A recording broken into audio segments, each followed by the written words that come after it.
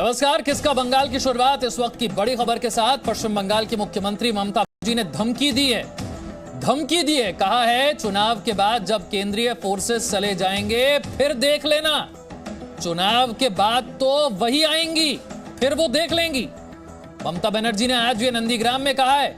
ममता बनर्जी ने road show और rally की और यही प्रचार के दौरान ममता बनर्जी ने धमकी दे डाली। सबसे पहले सुनिए ममता बनर्जी ने कहा क्या। সে বুঝতে পারবে আগামী দিন তো আমরাই থাকবো, তখন আমরা দেখে নেব। ভোটের পরে তো সব পালাবে, তখন বলবে আর কিছুদিন সেন্ট্রাল ফোর্সকে রেখে দাও, যেন আমাদের বাঁচিয়ে দেয়। তারপর देखिए, इसे ध्यान से सुनने और समझने की जरूरत है। ममता बनर्जी क्या कह रही हैं? ये सिर्फ प्रचार में कही गई एक बात है या सीधे सीधे धमकी है? ममता बनर्जी क्या कहना चाहती हैं, इसे एक बार फिर से सुनिए और समझिए। সে বুঝতে পারবে আগামী দিন তো আমরাই থাকবো, তখন আমরা দেখে নেব। ভোটের পরে তো সব পালাবে, তখন বলবে আর কিছুদিন সেন্ট্রাল ফোর্সকে রেখে দাও, যেন আমাদের বাঁচিয়ে দেয়। তারপর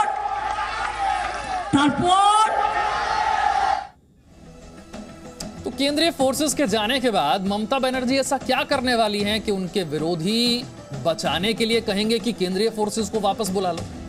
अब बीजेपी ने ममता बनर्जी की धमकी पर जवाब दिया है। क्या कहा वो आपको सुनवाते हैं।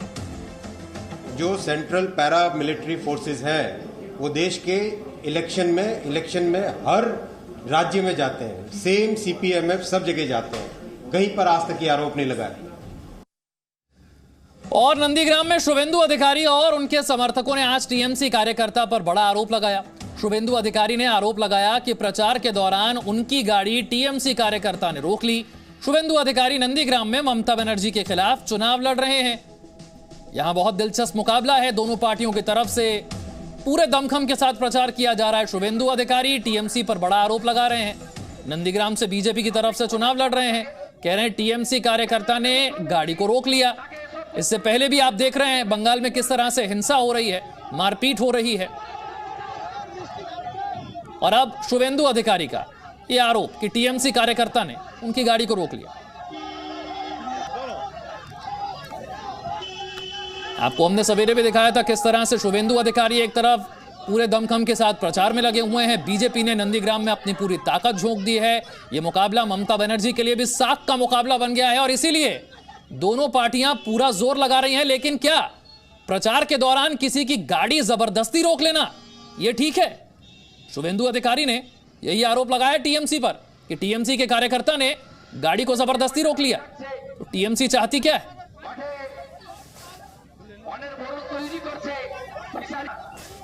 इससे पहले भी हमने देखा बंगाल चुनाव की तारीखों के ऐलान से पहले ही बीजेपी बार बार कहती रही कि टीएमसी के कार्यकर्ता बीजेपी के कार्यकर्ताओं पर हमला कर रहे हैं, मारपीट कर रहे हैं, हिंसा हो रही है।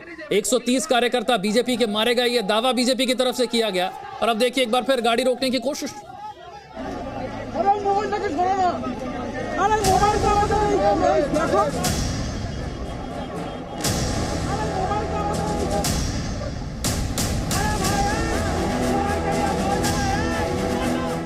बीच में ममता बनर्जी का व्हीलचेयर और चारों ओर हजारों लोगों की भीड़। ये तस्वीर नंदीग्राम की है, जहां न सिर्फ राजनीतिक पारा गर्म है बल्कि गर्मी भी नेताओं के पसीने छुड़ा रही है। नंदीग्राम जीतने के लिए आज 35 डिग्री सेल्सियस की गर्मी में ममता बनर्जी यहां की सड़कों पर लोगों से वोट मांग रही थी। गर्मी इतनी ज्यादा थी कि ममता बनर्जी को बार बार पसीने आ रहे थे। उन्हें लू न लग जाए इसके लिए थोड़ी देर के लिए तौलिए को सिर पर रख लिया। लेकिन जहां प्रतिष्ठा दांव पर लगी हो वहां गर्मी नहीं देखी जाती। शायद इसीलिए ममता बनर्जी ने 8 किलोमीटर लंबे रोड शो को 15 किलोमीटर लंबा कर दिया। नंदीग्राम में पदयात्रा करते हुए मुख्यमंत्री ममता बनर्जी व्हील चेयर पर जो है इस गांव-गांव में घूमकर प्रचार कर रही है। आपको तस्वीरों के माध्यम से दिखाते हैं, यहाँ पर व्हील चेयर पर पहुंची है और जो है रेयापाड़ा जो गांव है, यहाँ पर अंदर घुस के आप देखिए कितनी संकरी गलियां हैं, यहाँ पर छोटा सा गांव है और यहाँ से होते हुए आगे बढ़ रही है। आपको तस्वीरों के माध्यम से दिखाते हैं, ये उनका काफिला आता हुआ। तृणमूल कांग्रेस के तमाम जो यहाँ के नेता है वो भी इस पदयात्रा में मौजूद है। रोड शो के अलावा ममता बनर्जी ने आज नंदीग्राम में कई सभाएं भी की और हर सभा में ममता के निशाने पर अधिकारी परिवार था। नंदीग्रामे যখন প্রথম আন্দোলন হয় কে ছিল আপনাদের সাথে, কারা ছিল আপনাদের সাথে? বাপ বেটাকে তখন দেখা যায়নি 10-15 দিন পরে ঢুকেছে এসে যখন সব স্বাভাবিক হয়ে গেছে। যারা ভূমি আন্দোলনে আপনাদের উপর অত্যাচার করলো, 24-25 জন মানুষ খুন করলো, আজকে তারা বিজেপির নেতা আর গদ্দার তাদের নেতা। ममता बनर्जी के मुकाबले के लिए आज शुवेंदु अधिकारी भी तैयार थे। शुवेंदु अधिकारी ने ममता की भाषा को लेकर उन्हें घेरा, पूछा कि प्रधानमंत्री को अपशब्द कहना कितना सही है। उसके तुरंत दिमाग का इलाज कराना चाहिए। जिस चीफ मिनिस्टर ने प्रधानमंत्री को है हिंदी लैंग्वेज यूज करता है, उसका कोई बात पर कोई आंसर नहीं दूंगा और कथार उत्तर देव ना, बेगमेर कथार उत्तर नहीं, उत्तर नंदीग्राम देवे 1 तारीखे 2 तारीखे गणनाएं बोलेंगे। ममता बनर्जी ने आज फिर से भगवा पर निशाना साधा और अधिकारी परिवार से कहा कि वो ना घर के रहेंगे ना घाट के। আমরা স্লোগান দিয়ে বলি হরে কৃষ্ণ হরে হরে তৃণমূল ঘরে ঘরে, আর ওরা বলে ওই বিজেপি গুন্ডাগুলো হরে কৃষ্ণ হরি হরি পেছন থেকে ডাকাতি করি, হরে কৃষ্ণ হরি হরি পেছন থেকে লুট করি।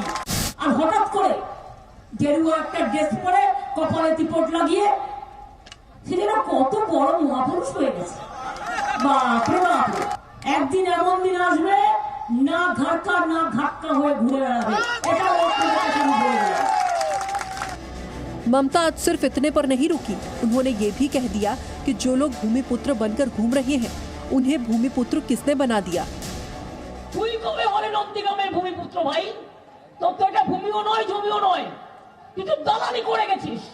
সিপিএম এর সাথে বাবা সিপিএম এর দালালি করেছিস, বিজেপির সাথে বিজেপির দালালি করেছিস। কি দিনই তোকে ইরিগেশন মিনিস্টার করেছি, তোকে ট্রান্সপোর্ট মিনিস্টার করেছি, তোকে এনভায়রনমেন্ট মিনিস্টার করেছি, তোকে হলদিয়া ডেভেলপমেন্ট বোর্ডের চেয়ারম্যান করেছি তোর বাবাকে, তোকে দীঘা তমলুক ডেভেলপমেন্ট কর্পোরেশনের চেয়ারম্যান করেছি। আর বড় বড় কথা। ममता बनर्जी शुवेंदु अधिकारी और बीजेपी पर हमला बोलती रही तो शुवेंदु तुष्टीकरण को मुद्दा बनाने में लगे हैं। मेरा क्षेत्र में चुनाव हुआ, पूरा के पूरा वोट परिवर्तन के पक्ष में हुआ, तुष्टीकरण के खिलाफ हुआ। 30 में 30 भाजपा जीतेगा। शुवेंदु अधिकारी के ऐलान को बीजेपी महासचिव ने आगे बढ़ा दिया। कैलाश विजयवर्गीय ने कहा कि संभव है कि बीजेपी सभी सीटें जीत जाए। मुझे लगता है कि अगर 30 भी जीत जाएंगे तो मुझे आश्चर्य नहीं होगा, क्योंकि जिस प्रकार से टीएमसी के गुंडे पोलिंग बूथ पे कब्जा नहीं कर पाए, फर्जी पोलिंग नहीं कर पाए, जनता ने अपनी स्वेच्छा से मत दिया है, तो जनता का मत तो भारतीय जनता पार्टी को ही मिलेगा और इसलिए गुंडे इस बार सफल नहीं हो पाए। मैं चुनाव आयोग को धन्यवाद देता हूँ। ममता बनर्जी भवानीपुर से चुनाव लड़ती थी, लेकिन इस बार नंदीग्राम से ममता बनर्जी चुनाव लड़ रही है और बीजेपी के प्रत्याशी शुवेंदु अधिकारी भी नंदीग्राम से चुनाव लड़ रहे हैं और वो भी मजबूत है। ऐसे में ममता बनर्जी कोई भी रिस्क लेना नहीं चाहती, इसलिए लगातार 1 तारीख तक जब नंदीग्राम में चुनाव होगा जमकर चुनाव प्रचार करेंगे। कुछ इसी तरीके से दिन में 4-4, 5-5 रैलियां करके चुनाव प्रचार करेंगी और इसके बाद ही ममता बनर्जी बंगाल के अलग अलग हिस्सों में जहां पर अगले जो है कुछ फेजेस में मतदान होगा वहां पर 1 तारीख के बाद ही जाएगी नंदीग्राम का चुनाव निपटाकर। नंदीग्राम से कैमरा पर्सन फेलिक्स शौकीनाथ के साथ पूजा मेहता, सी मीडिया। ममता बनर्जी ने चुनाव प्रचार के दौरान जिस तरह से धमकी दी है उस पर बात करने के लिए मेरे सहयोगी ब्रजेश इस वक्त मेरे साथ जुड़ गए हैं। ब्रजेश, ममता बनर्जी कहती हैं अभी तो सेंट्रल फोर्सेस बंगाल में हैं, चुनाव के बाद जब वो चली जाएंगी तब देख लेना, तब गुहार लगाओगे कि थोड़ा दिन और सेंट्रल फोर्सेस को जाने से रोक लो। ऐसा क्या करने वाली है ममता बनर्जी कि सेंट्रल फोर्सेस की जरूरत पड़ेगी? देखिए देखिए विशाल, यहाँ पे शब्दों की जो मर्यादा होती है वो लगातार उसका उल्लंघन हो रहा है, कोई उसको मानने को तैयार नहीं है। और आप कह सकते हैं कि जिस तरीके से शब्दों का इस्तेमाल किया जा रहा है, ये धमकी ही है और ये बताया जा रहा है कि आप मेरे साथ वोट दो, अगर कुछ भी गड़बड़ हुआ तो बाद में मैं देख लूँगी।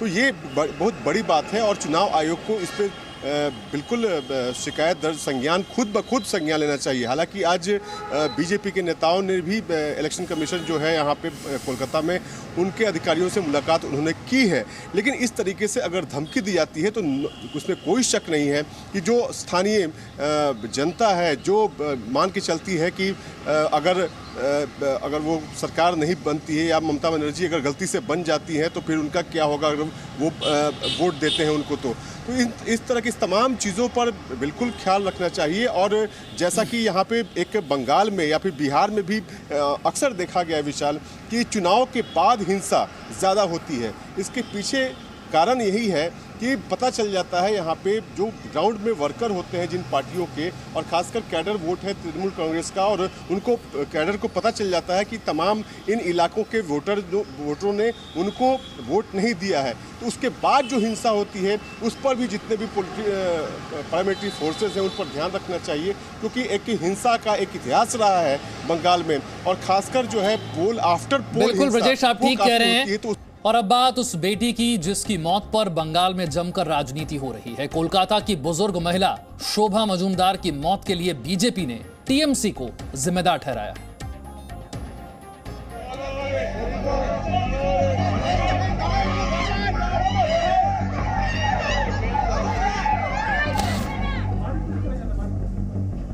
जख्मों के निशान वाला ये चेहरा, जिसे हम ठीक से दिखा भी नहीं सकते, बंगाल की राजनीति में सबसे बड़ा मुद्दा है।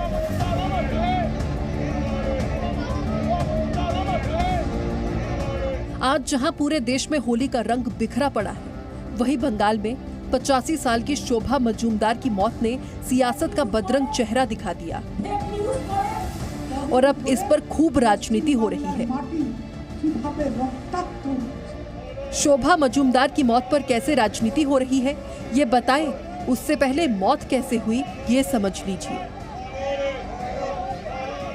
बीजेपी कार्यकर्ता गोपाल मजूमदार ने आरोप लगाया था कि 1 महीने पहले 3 तृणमूल कांग्रेस के कार्यकर्ता उनके घर में घुसकर उनके घर पर हमला करते हैं और उनके साथ और उनकी माताजी शोभा मजूमदार के साथ मारपीट करते हैं। उसके बाद ही शोभा मजूमदार को अस्पताल में भर्ती कराया गया था और 4 दिन पहले उनको छुट्टी दी गई थी, लेकिन आज सुबह उन्होंने दम तोड़ दिया। हालांकि अभी तक कहा गया है कि जो कॉज ऑफ डेथ है उनकी जान गई है इंटरनल इंजरी की वजह से, लेकिन लगातार बीजेपी तृणमूल कांग्रेस को घेर रही है और ये कह रही है कि हिंसा बंगाल में जारी है।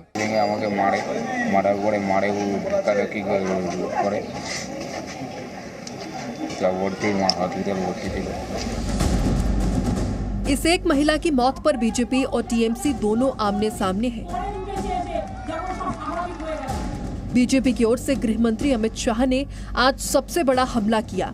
अपने एक ट्वीट के जरिए उन्होंने टीएमसी को बैकफुट पर भेज दिया। उन्होंने लिखा, शोभा मजूमदार जी के निधन से मन व्यथित है।